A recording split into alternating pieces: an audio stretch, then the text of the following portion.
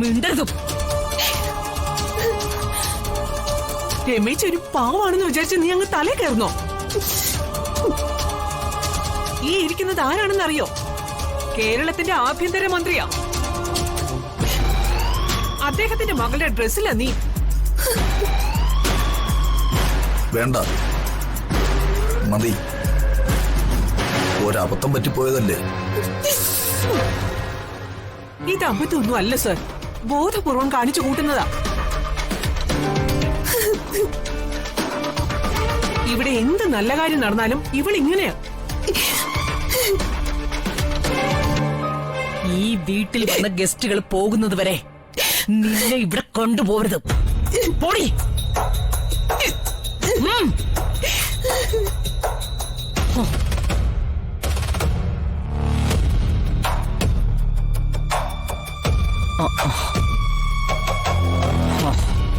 Sorry മോളെ.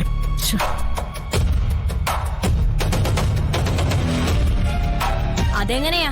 ഇവിടെ വേലക്കാരികളെ തലേ ചുമന്നോണ്ടല്ലേ നടക്കുന്നത്. അപ്പോ ഇതും ഇതിനപ്പുറം സംഭവിക്കും.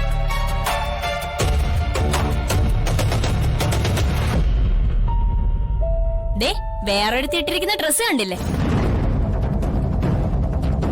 ഈ ഡ്രസ്സ് കാണുമ്പോ അറിയാലോ ഇത് വാങ്ങിക്കാനുള്ള നിവർത്തിയൊന്നും ഇവക്കില്ലാന്ന്.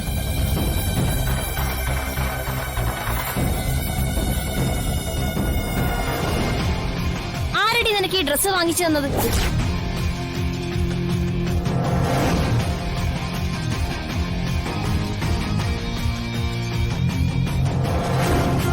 മതി, നിർത്ത്.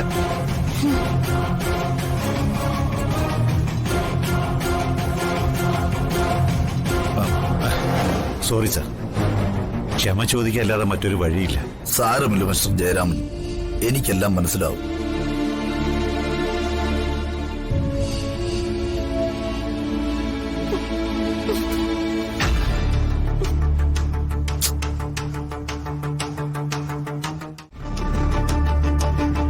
ചന്ദ്രാമ മനഃപൂർവ്വം ചെയ്തതല്ല, എങ്ങനെയോ കയ്യിലെത്തിയപ്പോ വീണുപോയതാ. ചന്ദ്രാമയോ? നോൺസെൻസ്. അവരിവിടുത്തെ സെർവന്റ് അല്ലേ?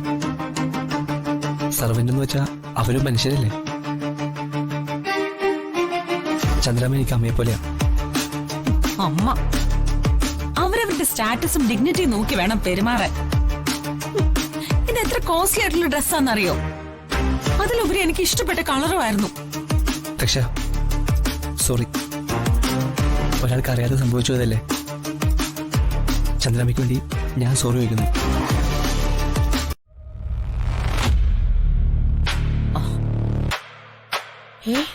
മോളെ, ഡ്രസ് ക്ലീൻ ചെയ്തില്ലേ? മഹി, ദക്ഷയ്ക്ക് ഡ്രസ് ക്ലീൻ ചെയ്യണം. അതിന് നീ കൂടി പോണം. അത് ഞാൻ എന്തിനാ പോകുന്നത്? പോണം. പറഞ്ഞത് അനുസരിച്ച മാത്രം മതി.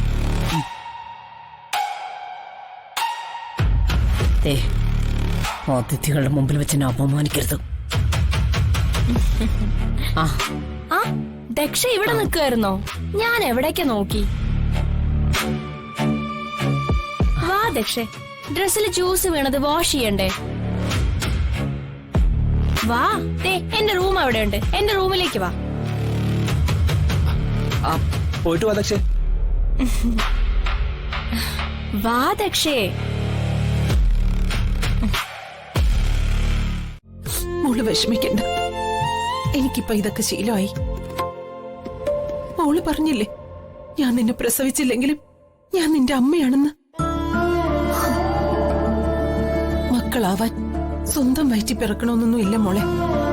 സ്വന്തം വയറ്റിൽ പിറന്നാലും മക്കളാകാതെ പോയ എത്രയോ പേരുണ്ട്. എന്താ ചന്ദ്രാമ്മ ഇങ്ങനെ?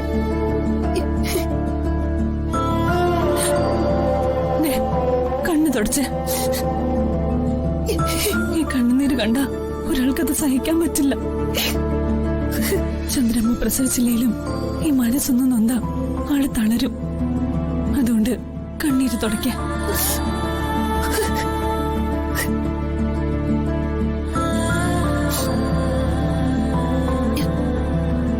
ചിലപ്പോഴൊക്കെ എനിക്ക് തോന്നും നിങ്ങൾ യഥാർത്ഥ അമ്മയും മോനും ആണോന്ന്. ചിലപ്പോ കഴിഞ്ഞ ജന്മത്തില് നിങ്ങൾ അത്ര അറ്റാച്ച്മെന്റ്.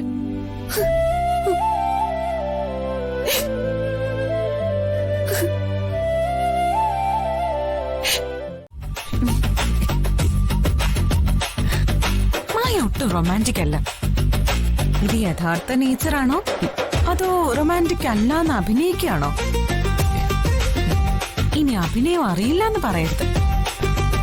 അഭിനയത്തിലുള്ള മഹിയുടെ കഴിവ് കല്യാണോടൊപ്പം സ്റ്റേജിൽ ഞാൻ കണ്ടതാ. അഭിനയം മാത്രം അവളുടെ മുന്നിലും മതി, ജീവിതം എന്റെ മുന്നിലും. മഹി ഒന്നിച്ച് അഭിനയിക്കേണ്ടത് അവളോടൊപ്പവും ഒന്നിച്ച് ജീവിക്കേണ്ടത് എന്നോടൊപ്പവും. എന്തൊക്കെ ദക്ഷി കാണിക്കുന്നേ? ഇതൊക്കെ ആരെങ്കിലും കണ്ട മോശ.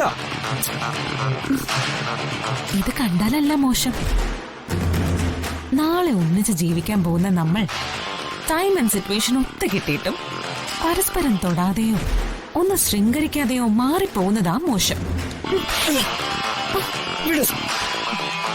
ഞാൻ സുന്ദരിയല്ലേ മഹി? എനിക്ക് എന്താ ഒരു കുറവ്? മഹിയുടെ പാർട്ട്ണർ ആവാൻ അമ്മ തന്നെയല്ലേ എന്നെ തെരഞ്ഞെടുത്തത്. മഹി അറിഞ്ഞിട്ടായിരുന്നല്ലോ എല്ലാം. പിന്നെ എന്തിനാ എന്നിൽ നിന്നും അകന്നു മാറാൻ ശ്രമിക്കുന്നത്? മഹിക്ക് എന്നെ ഇഷ്ടല്ലേ എന്ന് ഞാൻ പറഞ്ഞില്ലല്ലോ. എനിക്ക് ചില പ്രിൻസിപ്പിൾസ് ഒക്കെ ഉണ്ട്. പ്രിൻസിപ്പിൾസ് മറന്ന് ഒരു കാര്യം ഞാൻ ചെയ്യില്ല. മഹി ഒന്നും ചെയ്യണ്ട, എല്ലാം ഞാൻ ചെയ്തോളാം.